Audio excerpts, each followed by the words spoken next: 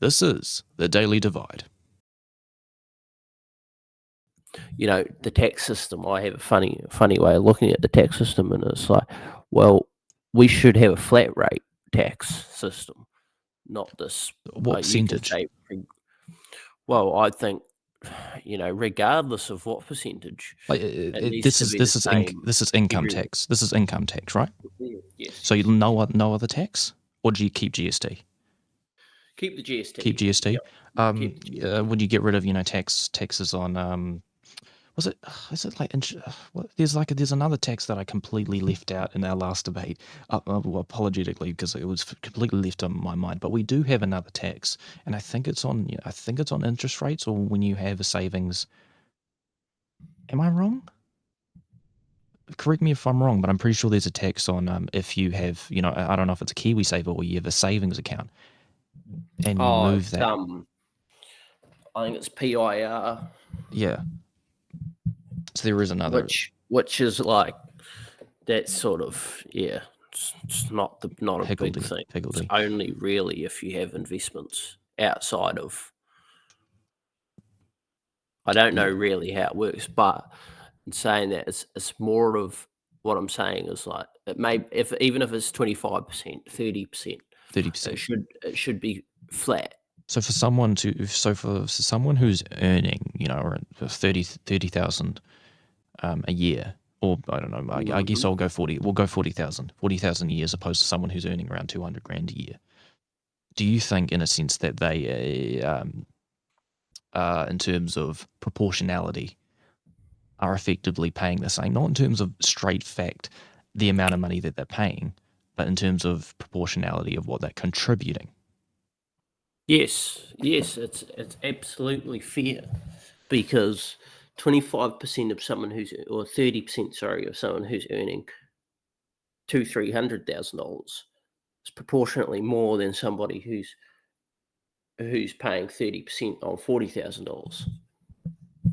So for someone who's earning that less bracket, learning that less amount of money, will have to contribute or attest to the fact of many other factors that person who's earning 200 grand a year won't necessarily have to. That person earning 200 grand a year will be more likely to, invest in other factors and other things that would give them capital gains. That doesn't mean they would have the ability to, as opposed to someone with a lower income who doesn't necessarily have that ability or have that money because they're having to pay on high rent or have to pay, high, for having to pay but for it fuel, makes it fair, or having to pay for food for their kids. But it makes it fair. It makes it fair because you're paying 30% each. But you're not going, oh, you've got a better job, you work harder than this dick who only earns this much.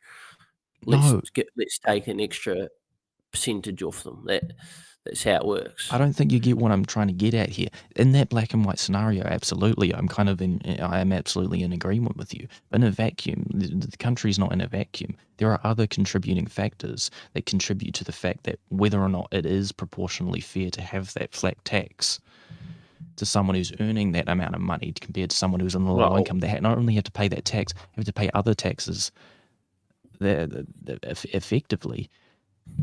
I mean, in your world, they would have a 30% flat tax if you're earning 40,000 a year. Not only that, you would have to have health insurance. If you had a pre-existing condition, good by having proper coverage.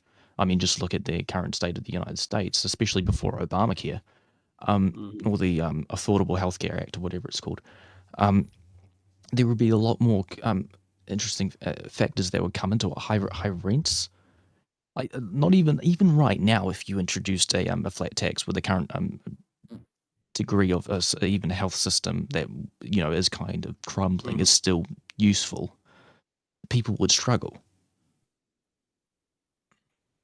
Like, it doesn't come in. It's not only the fact that that they're paying this amount of money; it's the return that they could be receiving to still help them.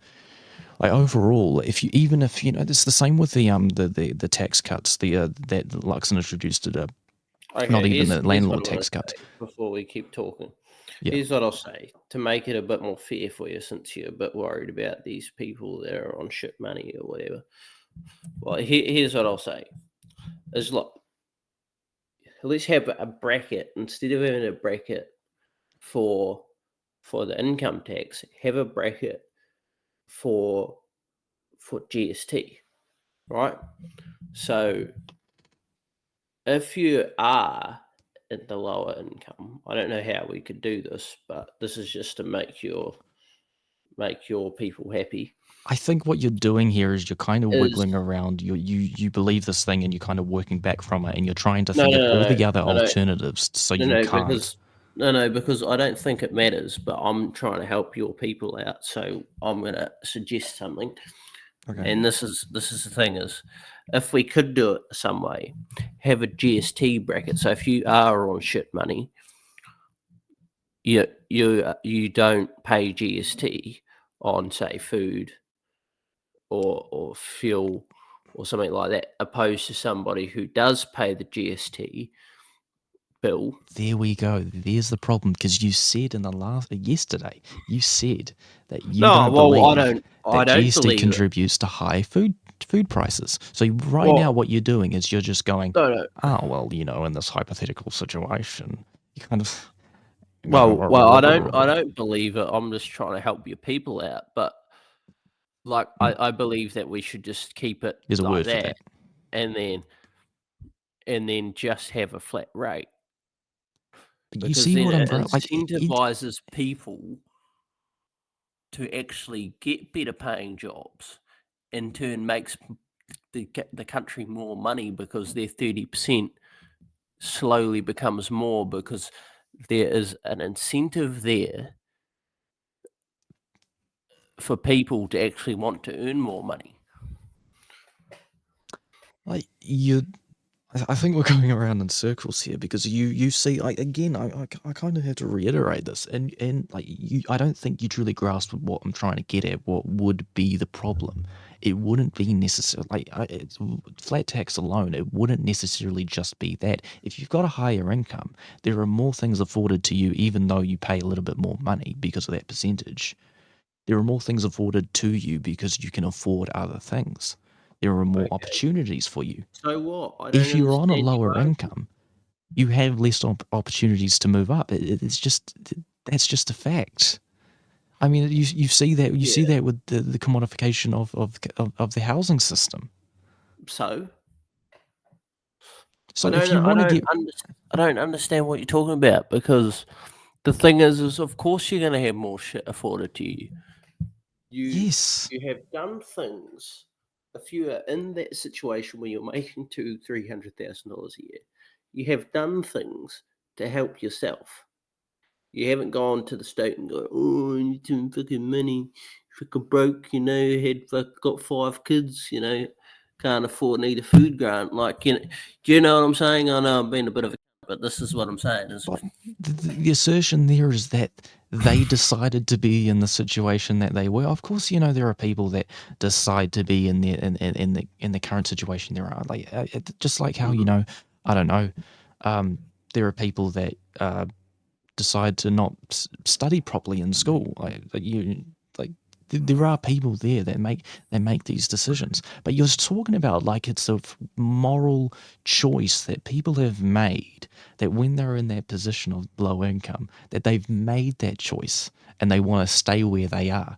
I think there is a Okay. debate, of course, of the attitude towards poorer individuals and how we look down on people and believe that they can't really manage money when it's quite the opposite. They just don't have the opportunity to have that money to spend. They know how to save money.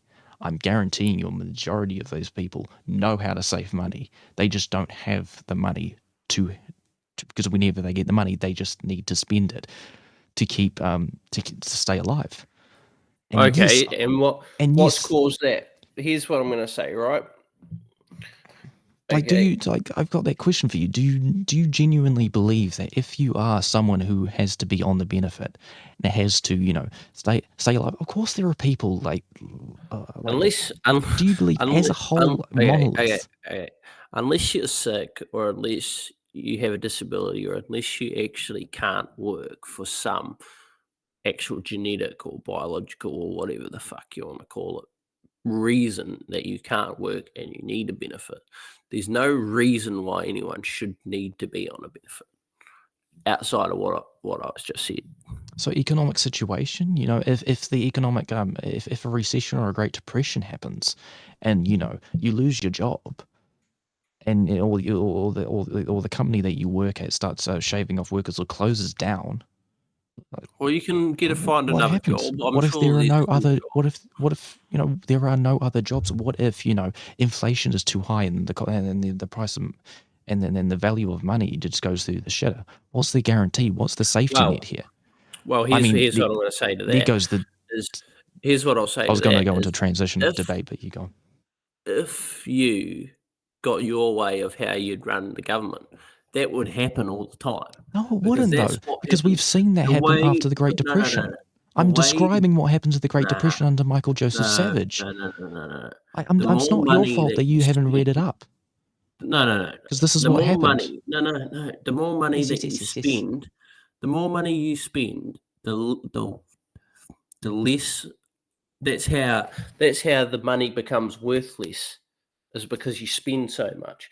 So bringing how much you actually spend down So we want people. evens it. So we want people to spend less. No, no, no. We want to print less money. That's why the government needs to stop spending. It's like where was it? I believe Turkey. If you are aware of their situation, Yeah, is they just keep printing and printing and printing and printing money, right? or Greece, I guess. I And guess it's then a bit different because they're in shit tons of debt. But yeah, the inflation got so high that their currency was worth nothing.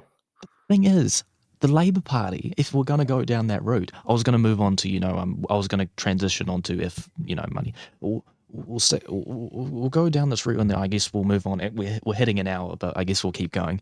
Um, um, the Labour Party wasn't just printing money willy-nilly. They were printing an extra money supply because of the COVID-19 crisis and the monetary crisis that we were in. We needed a larger money supply. That was the need. Now, And that's what was the Reserve Bank complicit in, things that they could have done better? I mean, yeah, of course. I mean, I think Jacinda Ardern said they could have done a little bit better. There should be a commission. That's why there was a commission into it. They could have done things better. No shit. yes, but that's how it happened. That's why interest rates are so Like high. you're acting like the last government was just printing with no end. That wasn't happening. That's Well, they false. did, That was not happening. That was absolutely not happening. and It's just factually that's why incorrect. inflation was close to 8%. That's Inflation, why. like, our inflation was not the highest in the OECD. It's one of the lowest, and also our debt. I Oh, said debt bullshit! to GDP was No, that's 42%. bullshit. That's bullshit. It was one of the highest. Inflation rate was one of the Was highest. that No way during it was. COVID-19? 8%. Was that during COVID-19? Because Right, I can't no even. shit. I don't think so. I think it was 7.3% in 2021. I think, which was disgusting. And that's down to spending so much money that it makes the currency worth nothing. Basically, not nothing because it's not that bad, but it's making the money worth less, Like, no and one's that's why. disagreeing with you on that, though. I'm not disagreeing with you on that. Well, you sort of are because you I'm not still telling people think. to print as much money as possible. That's what you're saying. You're putting that onto me. You're straw manning me into saying that. I'm not No, no, saying that. no, You're but that's what arguing a you are. point that I'm not arguing. But you are arguing that because you want the government to spend money and spend money and spend money and spend money because it No, I never helps said people. that. I do believe that sometimes borrowing for assets to build assets are important. If you borrow for something to build a school, that has value. It's worth borrowing for, right?